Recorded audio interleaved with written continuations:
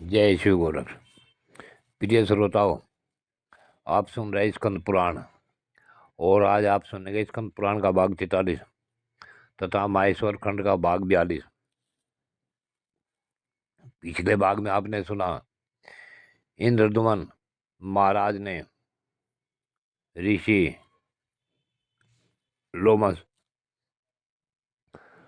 को अपना सर्वस्व मानकर पूछा कि प्रभु, जब आपकी इतनी लंबी आयु है तो फिर आपने अपने लिए घर क्यों नहीं बनाया?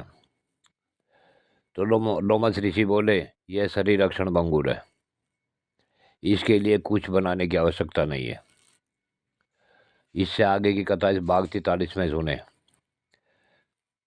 जब भगवान शिव ने लोमस ऋषि को दर्शन दिए तो उन्होंने पूछा कि मांगे, क्या मांगना है? तब महर्षि जी बोले कि भगवान, मेरी जरा और मृत्यु का नाश हो जाए। तब भगवान शिव बोले, जो नाम और रूप धारण करता है वह सर्वथा अजर अमर नहीं हो सकता। अतः तुम अपने जीवन की कोई सीमा निश्चित करो। भगवान शिव का यह वचन सुन लोमस ऋषि इस प्रकार बोले कि प्रत्येक कल्प के अंत में मेरे शरीर का एक रोम गिरे और इस प्रकार सब रोम गिर जाने पर मेरी मृत्यु हो। उसके बाद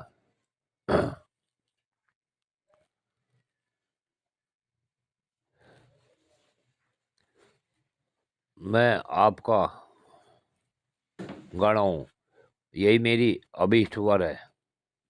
अच्छा, ऐसा ही होगा। यूँ कहकर भगवान शिव अदृश्य हो गए।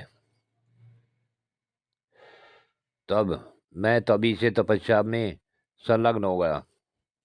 ब्रह्म कमल अथवा अन्य कमलों से भगवान शिव की पूजा करने पर मनुष्य ब्रह्म हत्या आदि पापों से मुक्त हो जाता है।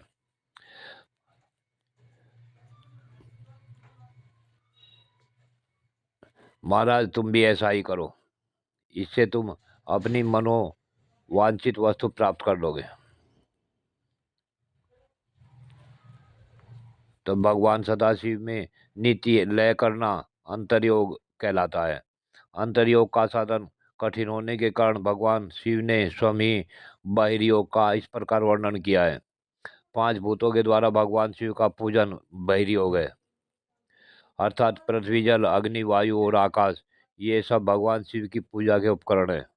ऐसा समझकर भावना द्वारा इन्हें भगवान शिव के चरणों में समर्पित करना, यह बहिर्योग पूजा की पद्धति है। जिन भगवान शंकर की आराधना पूर्वक प्रणव जप करने वाला पुरुष मोक्ष को प्राप्त होता है। सब पापों का नाश हो जाने पर भगवान शिव में भावना होती है, उनके चिंतन में मन लगता है।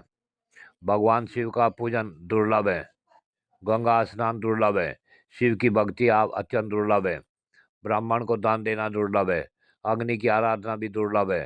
थोड़े से पुण्य वाले पुरुषों के लिए भगवान पुरुषोत्तम की पूजा का अवसर तो और भी दुर्लभ है।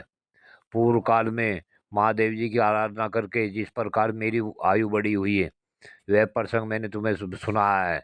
भगवान शिव की भक्ति करने वाले महात्मा पुरुषों की त्रिलोकी में कुछ भी दुर्लभ, दूष प्राय अथवा असाध्य नहीं है। नारद मुनि जी कहते हैं कि मुनिवर, लोमस के ये वचन सुन राजा इंद्रदुमन ने कहा, अब मैं आपको छोड़कर दूसरे किसी के पास नहीं जाऊंगा। हे मुनिवर, लोमस बड़े शरणागत वत्सल थे। उन सब लोगों पर दया करके उन्होंने शिव दीक्षा की विधि से उन्हें लिंग पूजन का उपदेश दिया। तदंतर मार्कंडे मुनि और राजा इंद्रदुमन आदि 6 मित्रों ने साधु संग पाकर शिव शास्त्र के अनुसार किया योग, तप, स्वाध्याय और ईश्वर का ध्यान आरंभ कर दिया।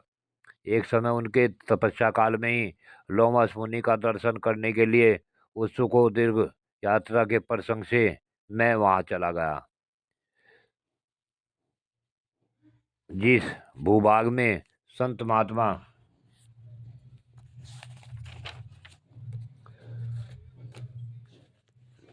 निवास करते हैं वही तीर्थ कहलाता है।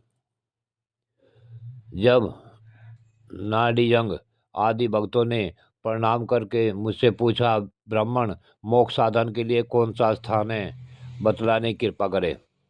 उनके ऐसा पूछने पर मैंने कहा, तुम लोग महासमर्थ से यह बात पूछो, वे तुम्हें सब तीर्थों के फल की प्राप्ति कराने वाले तीर्थ स्थान का पता बताएंगे।